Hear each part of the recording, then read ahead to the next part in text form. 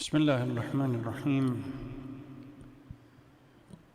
الحمد لله الذي لا يبلغ مدحته القائلون ولا يحصي نعماءه العادون ولا يؤدي حقه المجتهدون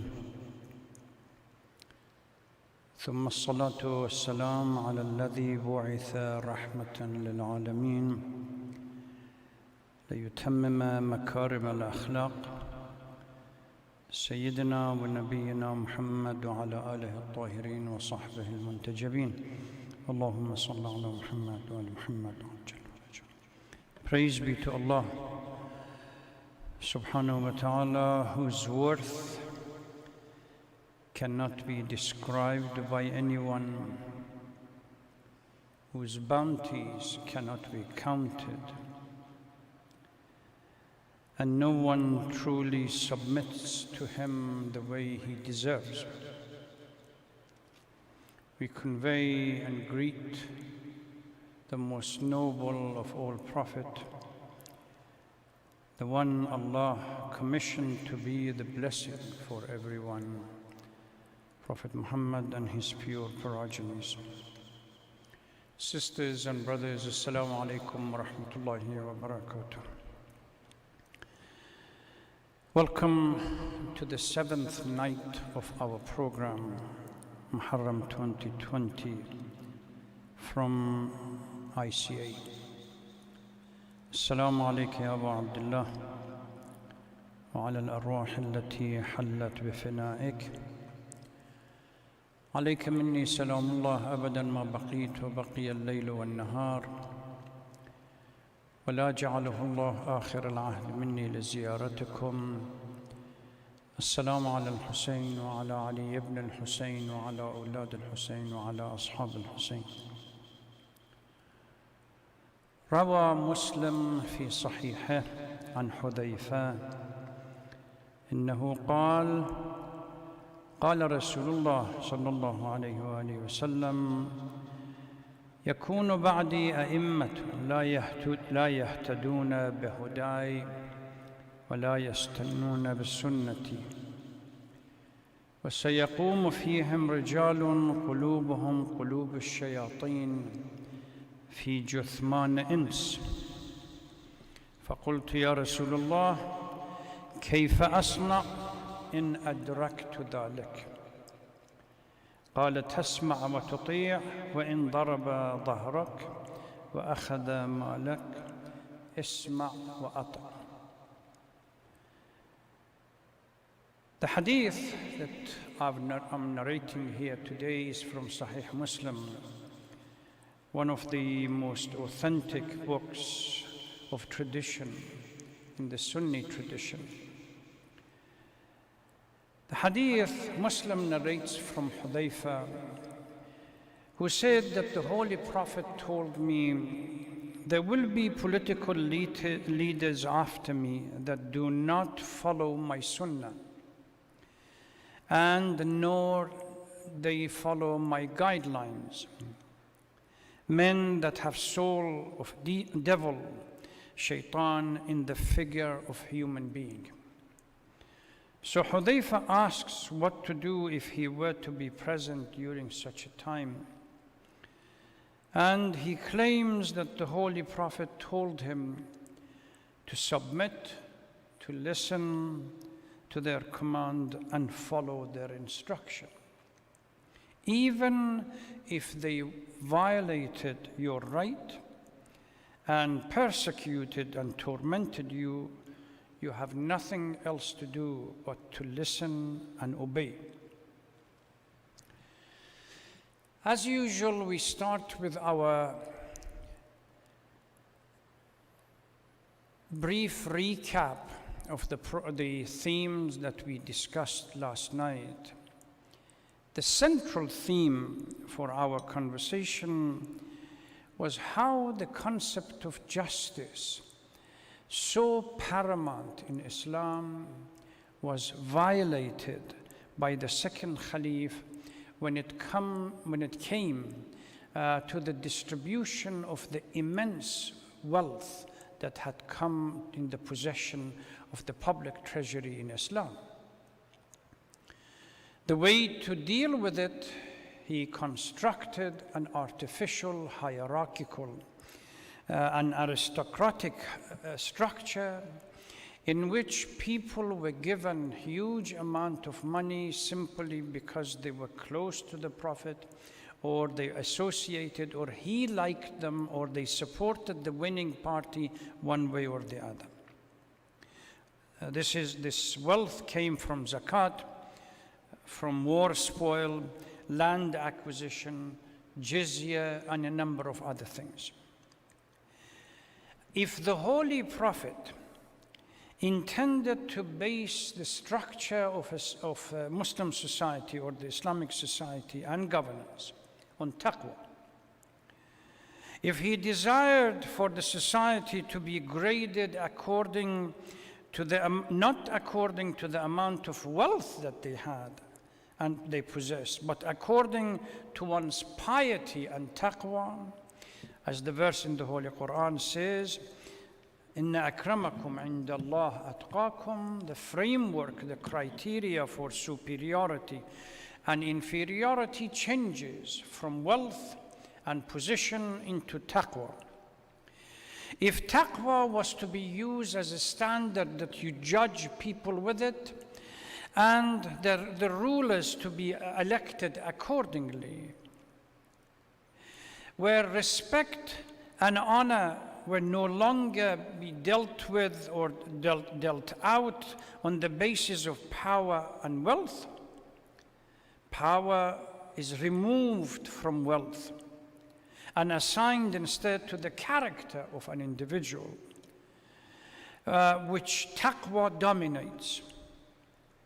And by doing so, the old conflict and hostility between poverty and privileged will be removed if they were to be implemented. That is, poverty loses its sting and wealth loses its glamour.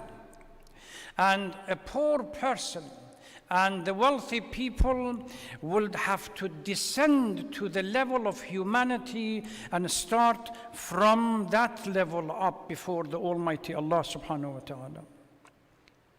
That was the intended purpose. If you remember the hadith from Amir al-Mu'mineen salawatullah salamu alayhi that I mentioned yesterday in his response to Asim, he said the leaders of the society are required, are commanded to structure and frame their life according to the lowest of the low economically within their own society, so that the sting of the poverty is removed and the poor people and the needy and the marginalized are not feeling despondent. If taqwa was supposed to do that, if the high, middle, or low class or strata within the society was not to be performed or constructed based on how much wealth you have or how little, but based on the loftiness of your character, where Quran defines as nafs al-ammara, nafs al-lawwama, and nafs al-mutma'inna. How much you submit to the command of God, naturally you are elevated.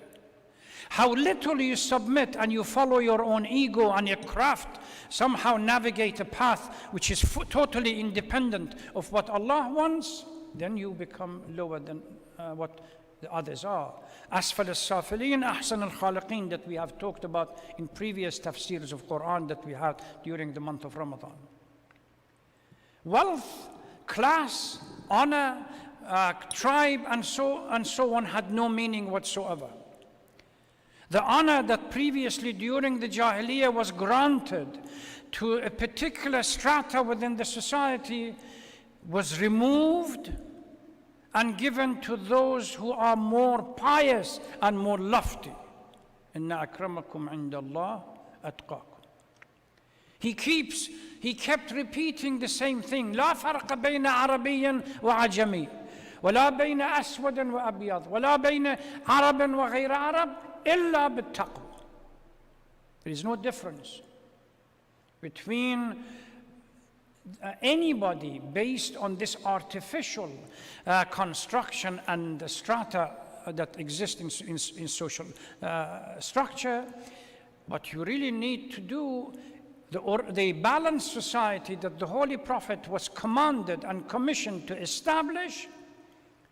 لقد أرسلنا رسلنا بالبينات ليقوم الناس بالقسط, so that people actively seek justice, establish justice, and create a stable social structure. If that was the intent, unfortunately, for which he spent days and night hard work to try to eliminate and establish a balanced society, unfortunately at Saqifa, and particularly after Saqifa, it just vanished. The schism between poverty and wealth came to dictate again, came back, and Muslim social structure began to, again from scratch, had its own lord of the manor and the serfs. The soldier from Egypt received $300. A Makki individual that didn't work hard at all for Islam received $600, 600 dinars or dirhams, and yet the wife of the Holy Prophet receives 12,000 dirhams each year. Sahaba Muawiyah and Abu Sufyan receive 5,000 dirhams each year, while a person that has struggled for the path of Islam receives pittance. This led, as I explained last night, to the new aristocracy, religious aristocracy, and I gave you a few examples of how much wealth these people collected and piled up at the moment of their death. Now, for the society that has come out of leadership as charismatic and balanced and just as the Holy Prophet, to accept and swallow this new, somehow hierarchical structure or aristocracy, religious aristocracy, the winning party had to find a plan. And the plan, those of you who are familiar with some of the textbooks, Chomsky in particular has a book called Engineering Consent, where he talks within the context of the Western powers and the Western governments, how do they go about creating consent within the society? This is exactly what they had to do at that time. They had to come up with a plan that the consequence of which, or the outcome of which, the society will consent to this hierarchical structure that was in favor of the rich at the expense of the poor. How did they do it? By creating literally a production line of fabricating ahadith, falsifying, inventing, and manufacturing hadith after hadith after hadith in favor of the winning party, starting from Abu Bakr, comes down to Umar, then Uthman, and goes to Muawiyah, Yazid, and the rest of the Bani Umayyah. So once you have created this step, then you need to sell it. How do you sell it? By repeatedly saying it again and again and again, so that people accept it as truth. Those of you who are familiar with the famous expression of Joseph Goebbels, the Nazi propagandist leader, he said, if you tell a big enough lie and tell it well, but repeat it frequently enough and often enough, people will accept it as fact. Now we have books of these ahadith, full of them, as fact. Nobody challenges. So the project of distorting Islam by the winning party and distorting the history of Islam started with the fabrication, one major fabrication, which I call it the myth of non-appointment. that the Holy Prophet died and did not appoint anyone as a successor. That's the myth, the first myth. Because if that myth is not created, there is no rationality or legitimacy for those who have occupied the place. You have to force the community, throw it into their nostril or push it up their nostril that the Holy Prophet did not appoint anyone as a successor. And Abu Bakr starts with it. When he is challenged, on what basis you appointed yourself as a candidate, because there was nobody, there was no appointment. Even in today's academic discourse, when you go, the historians, even Sunni brothers and sisters, when they start talking about the life after the Prophet, immediately jump on this myth. Since the Holy Prophet did not appoint anyone, and there is no literature or anything about it, then society had to do something to structure itself. The myth of non-appointment theory. This was the beginning. And the government then, any single government that came after, took the responsibility of repeating the same thing again and again and again. Every time you question anybody, well, the Holy Prophet didn't appoint anyone. Once this was invented, it's very hard to accept. What this theory infers is that the greatest religious leader and that came to establish a great nation on earth, and the seal of the Prophet wasn't far-sighted enough to see that his time was limited, and the message that he was given needed to be protected from the Jahiliyyah supporters, that Quran defines them as munafiqun within his midst. If we accept that, then you are able to accept anything. You believe that, you believe anything. So the notion that the Holy Prophet was not far-sighted enough to see that after him, if he doesn't do anything, chaos will prevail, becomes the theory for this non-appointment. Now, if we accept such a reality, we might as well go from the beginning and say chaos produced the world, and be rest assured, go home and do whatever we want. And leaves the society in chaos, unstable, because he did not pay attention and was not sufficiently shrewd to understand that he really needed to train anyone to take responsibility after. Now I want to shift to the hadith that I started earlier, but I need to briefly address something. In Ilm al-Hadith, there is a huge discourse regarding Ja'l al-Hadith or Wad' al-Hadith, fabrication, falsification, invention, forging of ahadith. This is one of the challenges.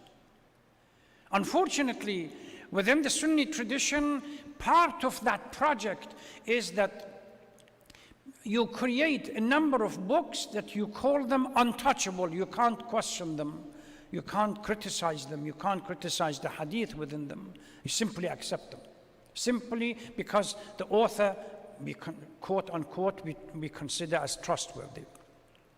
So this Ja'l al-Hadith, Wad' al-Hadith, or Ja'l al-Hadith, scholars say that literally you can trace it to the Holy Prophet himself. During that time, we had people, they were going around and fabricating a hadith and saying, Qala Rasulullah, Qala Rasulullah.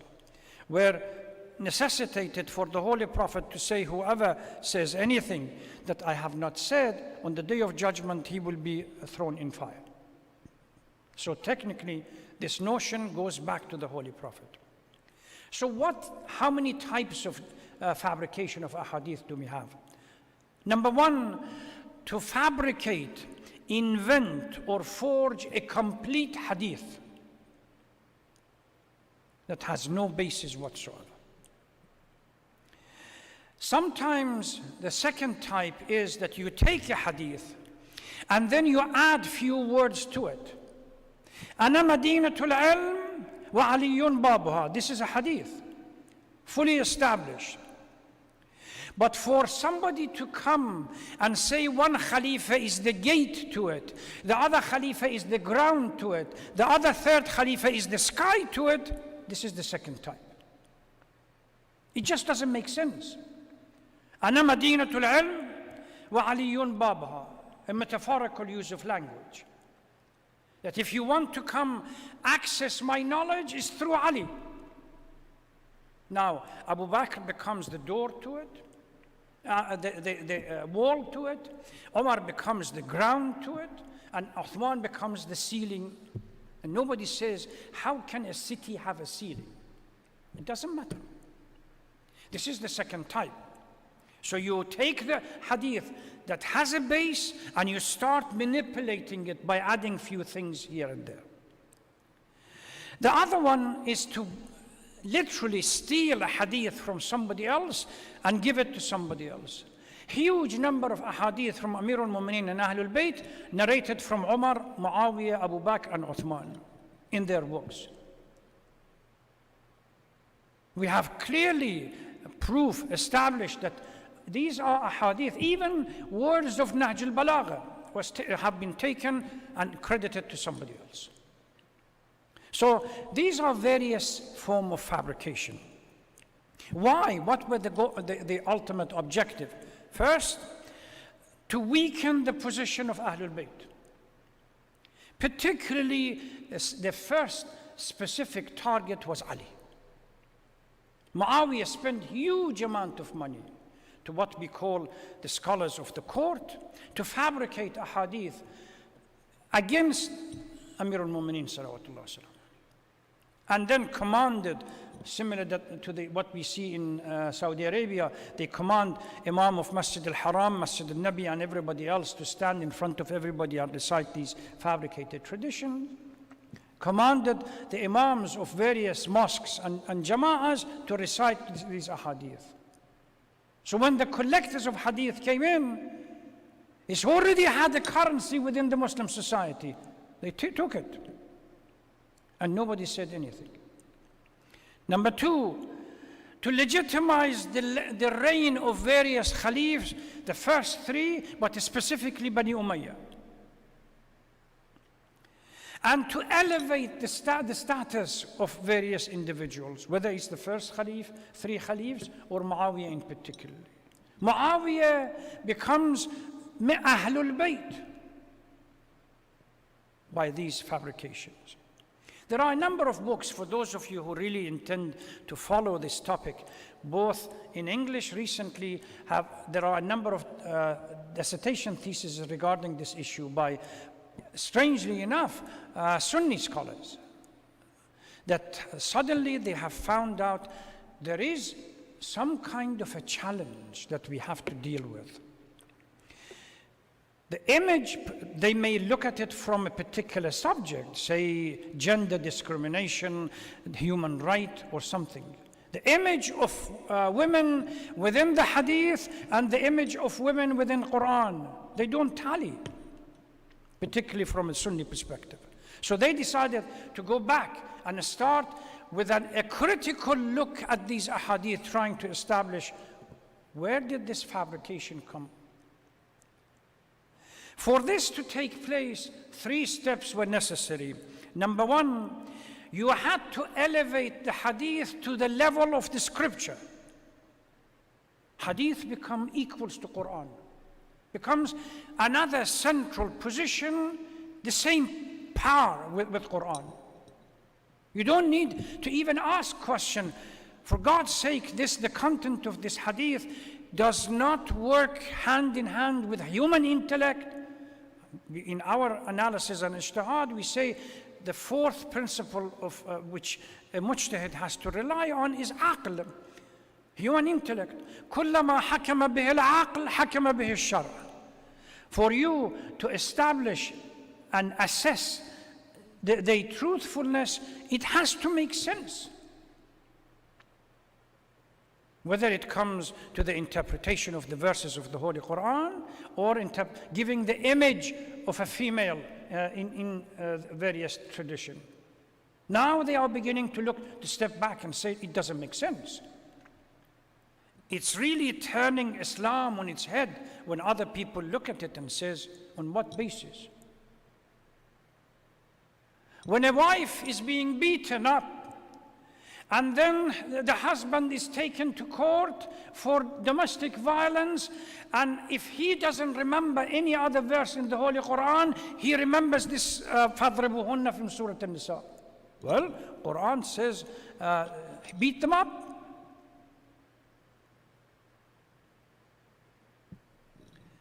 Ignorant community, the hadith has been elevated to the scripture, and the third component of this triangular thing is to prevent any critical analysis of the hadith. Hadith, from our perspective, we divide them in close to 60 different types. And one by one, there is a different criteria that we designate to each class, and what is acceptable, what is not acceptable. There is not a single book within the Shia tradition that the ulama don't go through and one by one they look at the hadith. Most of the differences in ijtihad that exist between scholars is because their understanding of a hadith are different from each other. But don't touch Sahih Bukhari. Literally, you can argue about the tafsir of Quran, whether the verse has been abrogated or not, but you can't touch Bukhari or Muslim or any of the other 6 books of hadith. Now, there are, at least when we look at the fabricators, I'm sure my brothers and sisters within the Sunni school, they are going to be throwing their hands up and says, why do I do this? Number 1 on the list is Abu Hurairah. Over 5,374 hadith he has invented. And he was with the Holy Prophet under 3 years. Now, simple maths, rule of the thumb. If the Holy Prophet would have given him an hour or 2 every day of this 3 years, assume that the Holy Prophet didn't do anything else during these 2 or 3 hours, and constantly talk to Abu Hurairah about hadith, he will not be able to come up with 5,700 and some hadith. And yet, these have been narrated. Ka'b al-Ahbar, a Jewish convert, said Murtada al-Askari has a book regarding the 150 falsified Sahabas. This is one of them. That he was used by Uthman every time he wanted to justify one of his deeds. If somebody came in and criticized him, why do you take Baytul Mal and the wealth of the people? He turned to Ka'b al-Ahbar, and Ka'b al-Ahbar came up with a hadith on Rasulullah. You have every right to do so. This is the guy that Abu Dhar hit him on the head and said, who are you to teach us our faith?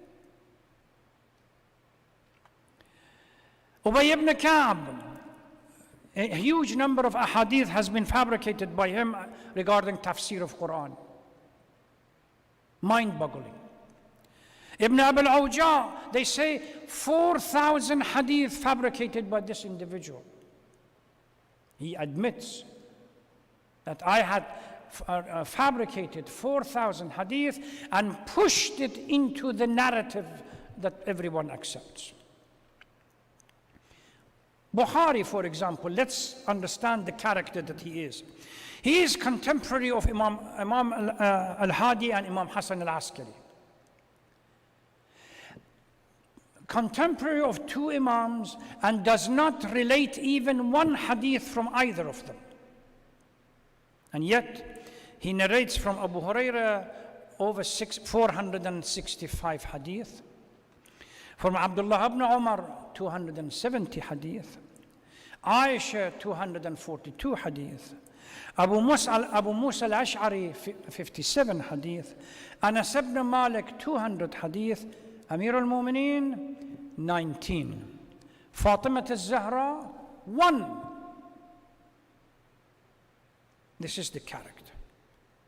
Now, these ahadith, and when you look at some of these ahadith, they really demean the character of the Holy Prophet.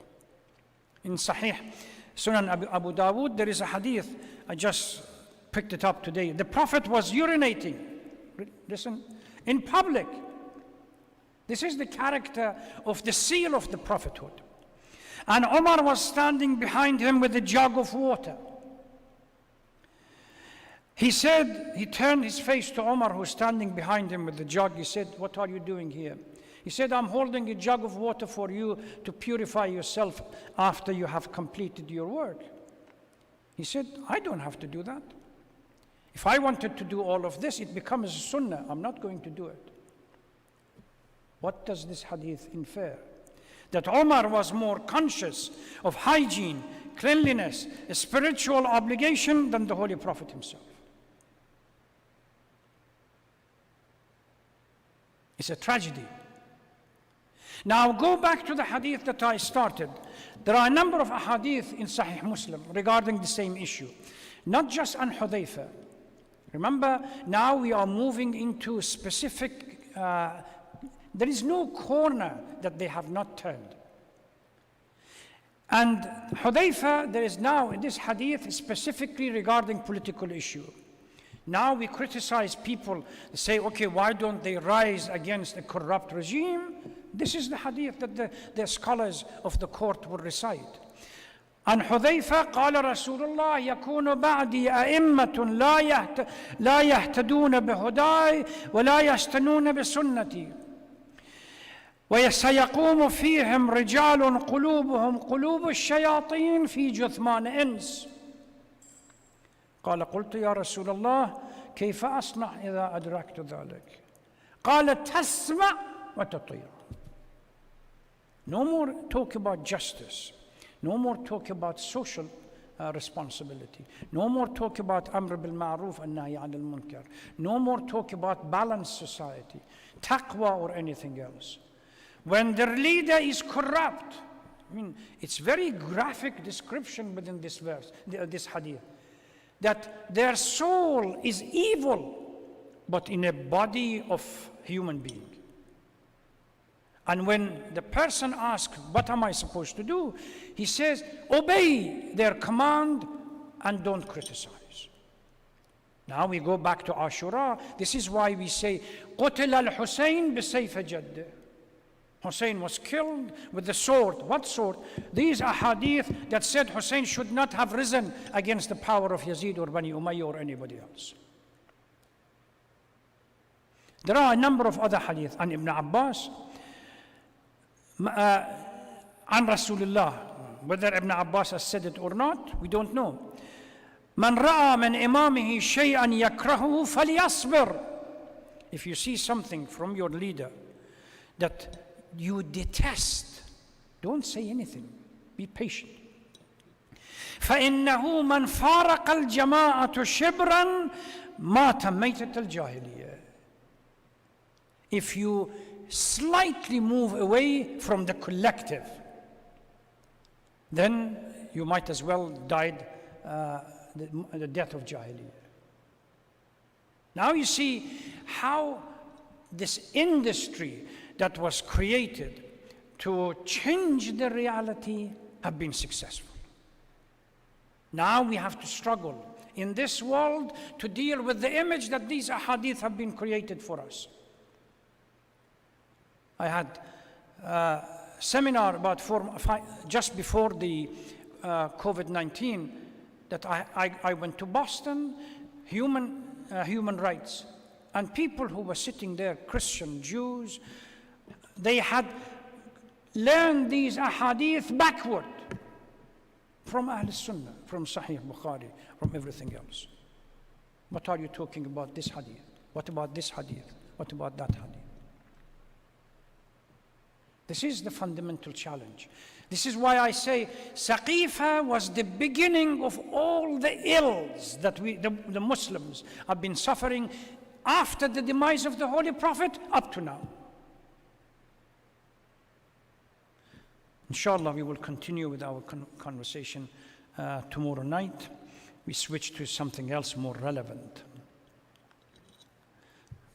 Just before I finish, I want to read this hadith in Sahih Bukhari. He says, on the day of judgment, people come to Prophet Ibrahim and they say that, please come and intercede on our behalf.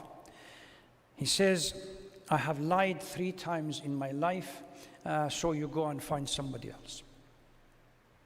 Can anyone in the right mind, there is an expression in English, it says that unless you have swallowed the bait, the line and the sinker, you are not going to accept this kind of thing. You have to have a distorted mind that you accept this kind of ahadith. These are nothing compared to some of the derogatory ahadith. This is why some Christian Zionists come in and they say these books of ahadith are pornographic because of what they talk about, the relationship between Aisha and the Holy Prophet and few other wives. I take refuge in Allah and ask Him to protect us from all evil, inshaAllah. Thank you very much. Wassalamu alaikum wa rahmatullahi wa barakatuh.